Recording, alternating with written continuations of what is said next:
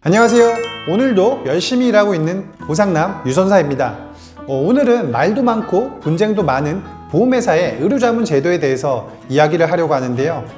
의료자문이 진행되는 사유와 의료자문 제도의 폐해, 그리고 의료자문을 대체할 수 있는 방법과 실제 제가 이 방법을 통해 의료자문을 진행치 않고 분쟁을 해결한 케이스에 대해 간략하게 소개를 해드리겠습니다. 영상은 꼭 끝까지, 그리고 시청 전 구독과 좋아요, 알림 설정 부탁드리면서 힘차게 시작하도록 하겠습니다. 자, 첫 번째, 보험회사와의 의료자문이 진행되는 사유는 왜 그런 것일까요? 네, 많은 분들이 도대체 왜 보험회사에서는 보험금을 바로 지급하지 않고 의료자문을 가자고 하는 걸까 궁금해 하시는데요. 그 이유는 바로 좋게 말하자면 적정 보험금을 판단하기 위함이며, 나쁘게 말하면 보험회사의 손해액의 계산을 위함입니다. 제가 굳이 부연 설명을 더 안 해드려도 이해는 다 하실 테니까 간략하게 이 정도까지 말씀드리고요. 의료자문 제도와 관련된 보험회사의 안내 서류의 내용을 한번 살펴보겠습니다. 공통적인 내용으로 수익자와 보험회사가 보험금 지급에 대한 이견이 발생한다면 제3자를 정해서 그 3자의 의견에 따라 처리한다는 내용인데요. 제3자는 당연히 의사가 되겠죠? 이러한 내용들로 인해 보험회사의 의료자문이 진행된다고 이해하시면 되겠습니다. 자, 의료자문 제도의 폐해에 대해서 한번 살펴볼까요? 저도 의료자문 제도 자체를 부정하는 것은 옳지 않다고 생각을 하는데요. 필요한 경우도 있을 수 있기 때문인데, 예를 들어 소형병원에서 객관적인 검사를 통한 어떠한 근거 없이 고액의 진단비를 지급 사유로 하는 암이나 뇌졸중 진단을 받아왔다고 하면 이는 약관상 보험금 지급 사유에 해당되지 않을 수도 있으니까 지급하려고 하는 보험회사 입장에서는 당연히 의료자문과 같은 심사를 통해 적정한지를 가려야겠죠. 하지만 보험회사가 마땅히 지급해야 할 보험금을 지급하지 않기 위한 수단으로 이를 사용한다면 말이 달라지는데요. 불행히도 의료자문으로 인한 보험 소비자의 불이익과 불만은 매해가 지날수록 더 커져갔고, 이러한 여론의 형성으로 언론에서도 이 점을 관심 깊게 주목하면서 보험회사의 의료자문 제도에 대해 매스컴에서 이슈화시키기 시작했습니다. 그만큼 문제가 많다고 판단을 한 것인데요.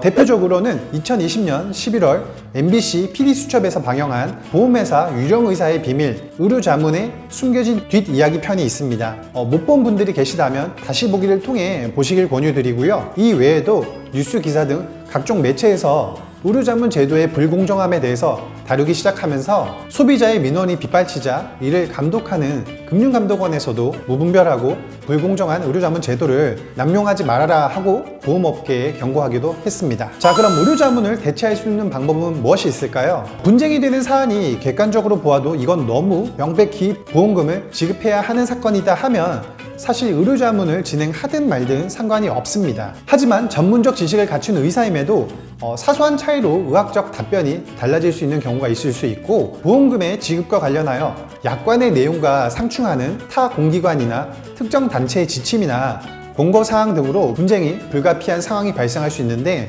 이런 경우 보통 보험회사에서는 의료자문을 진행하게 되는데요. 만약 제가 이런 경우에 해당된다면 저라면 보험회사의 의료자문보다는 다른 방법을 고려해 볼 것 같습니다. 그 방법은 바로 동시감정이라고 부르는 절차입니다. 앞서 보험금 지급심사 안내문의 내용과 의료자문 동의서의 내용에 언급된 약관의 규정을 적용시켜 보험회사에서 시행하는 의료자문이 아닌 수익자와 보험회사 간 같이 협의하에 감정을 받을 병원과 전문의를 선정하고 감정을 받는 절차를 말하는 것인데요.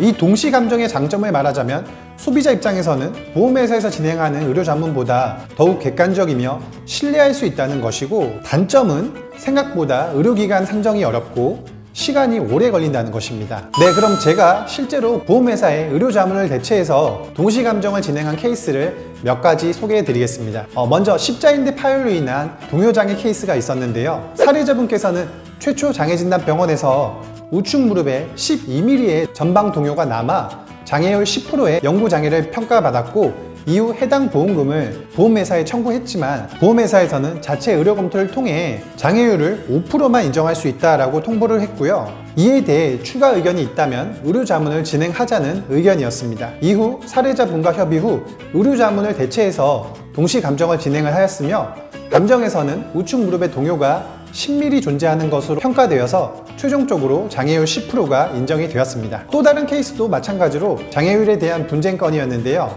요추 3번의 압박골절로 인해 후만각 15.9도로 평가를 받아 장애율 30%의 후유장애 보험금을 청구했지만 보험회사에서는 자체 의료 검토 후 이 절반 금액인 15%만을 인정할 수 있다고 통보를 하였고, 이에 대해 동시감정을 진행하여 결국 최초 장애진단과 같은 15도 이상의 후망각이 잔존한다는 평가를 받아서 최종적으로 장애율 30%를 인정받은 사건이었습니다. 다음은 의료자문을 진행하여 결과를 받았지만 추가적으로 감정을 통해 이 의료자문 결과를 뒤집은 케이스였는데요. 압박골절로 인한 후유장애를 평가할 때 보험회사에서는 이 외상력에 대한 기여도를 측정해서 기왕증만큼은 장애보험금에서 차감하곤 하는데요.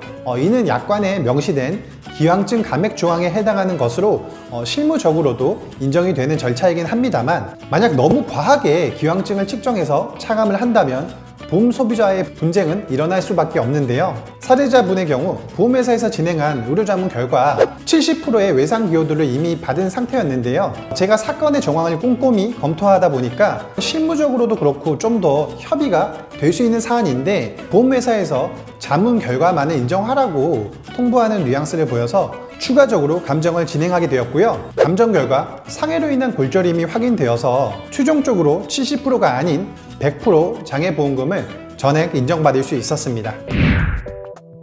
자, 오늘 영상에서는 보험회사와의 끝없는 분쟁 중 하나인 의료자문에 대해서 말씀을 드렸고, 이를 대체할 수 있는 방법인 동시감정에 대해서 소개해 드렸습니다. 의료자문을 진행해서 원하는 결과를 얻는다면 진행을 해도 상관없겠지만 결과를 예측하는 것은 쉽지 않겠죠? 내 소중한 보험금을 받을 수 있느냐 없느냐 하는 갈림길에 서 있다면 신중히 잘 선택을 해야 하니까 오늘 영상이 도움이 되셨길 바라고요. 의료자문 및 동시감정과 관련한 추가적인 문의는 영상 상단의 전화번호나 문자, 댓글 주시면 답변 드리도록 하겠습니다. 구독과 좋아요 그리고 알림 설정까지 부탁드리고요. 시청해주셔서 감사합니다. 이상 보상남TV였습니다.